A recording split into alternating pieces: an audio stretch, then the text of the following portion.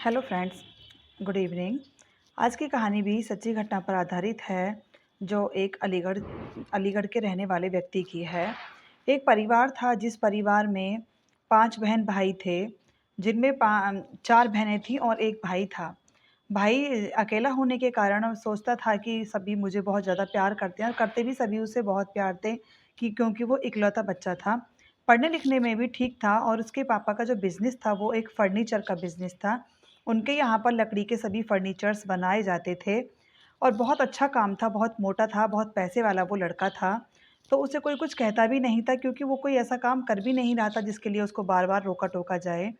तो जब वो बड़ा हो जाता है, बड़ा होने के बाद में जब वो पढ़ाई करने लगता है, 12th में लगभग वो आ जाता है, उसके बाद में फिर वो इधर-उधर जाने लगता है। तो इसी बीच एक कहानी आती है बीच में एक लड़की की, जिस लड़की के साथ में वो मिलता है, उस लड़की की शादी होती है। शादी होने के बाद में जो उसका पति होता है, वो एक ट्रक ड्राइवर होता है और उसकी कमाई बहुत अच्छी नहीं होती। कभी वो चला जाता है काम पर, कभी नहीं जाता। तो उसके दिमाग में पता नहीं कौन-सा फितूर आता है कि वो उस लड़की को अपने घर में रखते हुए अपने 5-6 फ्रेंड्स लेकर आता है, जिनसे वो पैसे लेता है और उस लड़की का इस्तेमाल कराता है। तो वो इस चीज़ को लेकर तंग मतलब परेशान भी होती है, बहुत ज़्यादा हैरान भी होती है कि उसका पति ऐसा क्यों कर रहा है। तो वो कहता है मुझे पैसे की बहुत ज़रूरत है और इसके अलावा मेरे पास में कोई भी चारा नहीं है। तो उसे फिर ये लगता है कि मैंने बहुत बड़ी गलती की इस आदमी से शादी करके, अब मुझे यहाँ से आज़ाद हो जाना चाहिए। तो वो एक दिन अपने वहाँ से घर से भाग निकलती है और वो वहाँ से चली जाती है। फिर वो आती है मेरठ के कबाड़ी बाज़ार में और मेरठ के कबाड़ी बाज़ार में आकर वो चली जाती है वहाँ पर। और तो वहाँ पर उसकी मुलाकात जो होती है उस लड़के से होती है जो 5 भाई-बहनों में अकेला भाई था। तो वो लड़का क्या करता है कि उसे वहाँ ले जाता है और वो वहीं पर जाकर लड़की सेटल हो जाती है, वहीं रहने लगती है और उसे वहीं पर वो खूब पैसा कमाती है, जितना उसे अंधा पैसा कमाना होता है, वो मुँह माँगी रकम लिया करती है और वो इसी काम में पड़ जाती है। लेकिन वो लड़का उससे आने मिलता-जुलता रहता है क्योंकि उसको उस लड़के ने ही वहाँ पर पहुँचाया था कि तुम्हारे लिए वो कहती है कि मुझे ऐसी ही जगह पर जाना है, लेकिन मुझे पैसा बहुत मोटा चाहिए। तो वो भेज देता है उसको, लेकिन वो उससे मिलता-जुलता रहता है। मिलने के बाद में फिर वो लड़की क्या काम करती है, उसको उस लड़के के साथ में एक अटैचमेंट सा हो जाता है। उम्र दोनों की लगभग सेम सी ही रहती है, लड़के की भी और उस लेडी की भी। तो उसके बाद में फिर वो लड़का क्या काम करता है, वहाँ आना-जाना उसका लगातार लगा रहता है। तो जब उसके घरवाले उसके लिए लड़की ढूँढते हैं और शादी करने की बात चलती है, तो वो लड़का मना कर देता है और अपने पेरेंट्स को बताता है कि ऐसे-ऐसे मेरठ के कबाड़ी बाज़ार में मैं एक लड़की को छोड़कर आया था और मुझे वो लड़की बहुत पसंद है, मैं उससे शादी करना चाहता हूँ। लेकिन घरवाले इस चीज़ को बिल्कुल भी राज़ी नहीं होते। ऑब्वियसली किसी के भी पेरेंट्स राज़ी नहीं होने वाले इस चीज़ को लेकर कि उनका बेटा किसी ऐसी लड़की से शादी करे। लेकिन वो बहुत ज़िद करता है, बहुत ज़्यादा कहता है अपने पेरेंट्स से, वो तब भी नहीं मानते। उसके बाद में उन्हें ये लगता है कि किसी भी एक अच्छी लड़की के साथ में इसकी शादी कर दी जाए ताकि इसका उधर से झुकाव-लगाव कम हो जाए। तो वही करते हैं पेरेंट्स, उसको 3-4 लड़कियाँ दिखाते हैं, दिखाने में फिर उसको एक लड़की समझ में भी आ जाती है और उसकी शादी उस लड़की के साथ में कर दी जाती है। फिर वो धीरे-धीरे, धीरे-धीरे उसका झुकाव उस लड़की की तरफ से कम होता जाता है और अपनी बीवी के साथ में बढ़ता चला जाता है। पैसे की उसके यहाँ कोई कमी नहीं थी, बहुत बड़ा एक फर्नीचर का व्यापारी का बेटा था वो।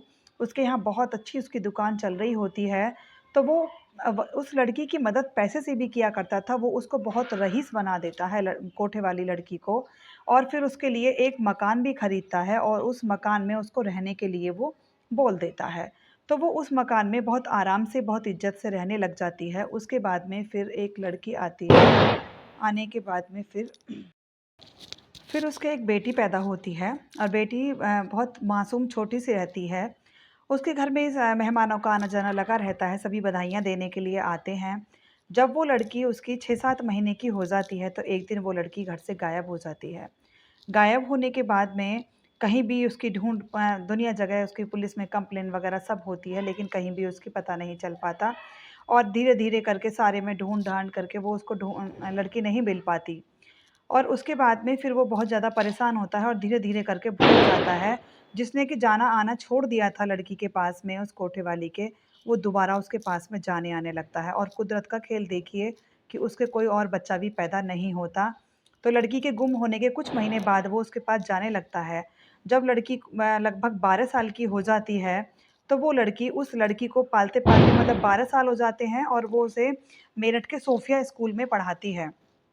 जहाँ मतलब सोफिया बहुत अच्छा स्कूल है मेरठ का, वहाँ पे उसे पढ़ाती है। लेकिन जब उसकी 5th कंप्लीट हो जाती है, तो उसके बाद में वो उस लड़की को भी अपने साथ ही रख लेती है और उसको भी दवाइयाँ खिलाकर और टाइम से पहले उस लड़की को भी वो बड़ा कर लेती है।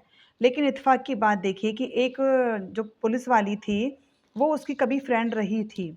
लड़की वो बाद में पुलिस में आई, लेकिन वो जाँच-पड़ताल करते-करते उसके पास में पहुँच जाती है और वो दोनों आपस में अच्छी दोस्त होती हैं पहले से ही।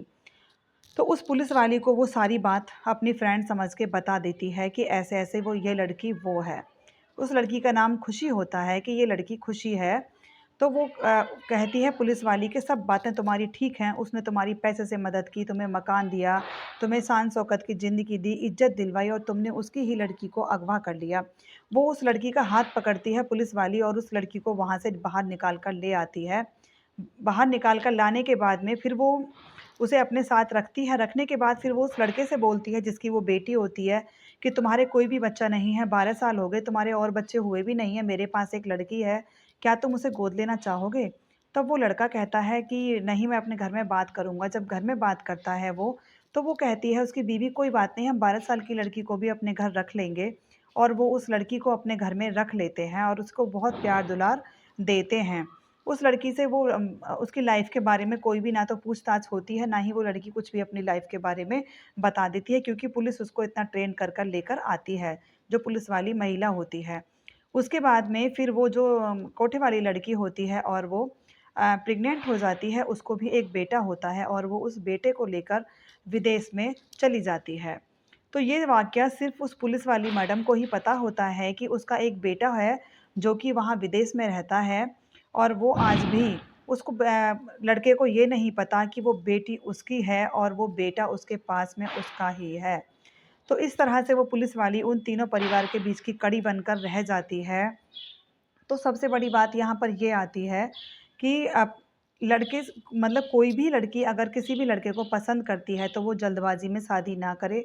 पेरेंट्स की हेल्प से करे, पेरेंट्स को बताकर करे ताकि पेरेंट्स भी जाँच-पड़ताल कर लें। वैसे तो देखो जहाँ पर पसंद की शादी होती है, जाँच-पड़ताल का कोई महत्व रह ही नहीं जाता। लेकिन अपने पेरेंट्स के टच में फिर भी रहो, कम से कम टच में रहने से एक अच्छे-बुरे इंसान का पता चल जाता है। जिस तरह से उस लड़की की ज़िंदगी मतलब इतने गलत मोड़ पर चली गई, ऐसे किसी भी लड़की की ज़िंदगी गलत मोड़ पर ना जाए। Thank you and have a nice day. Please subscribe my channel and मेरे चैनल पर अगर आपको अच्छा लगता है तो कमेंट कीजिएगा और शेयर कीजिएगा। Thank you.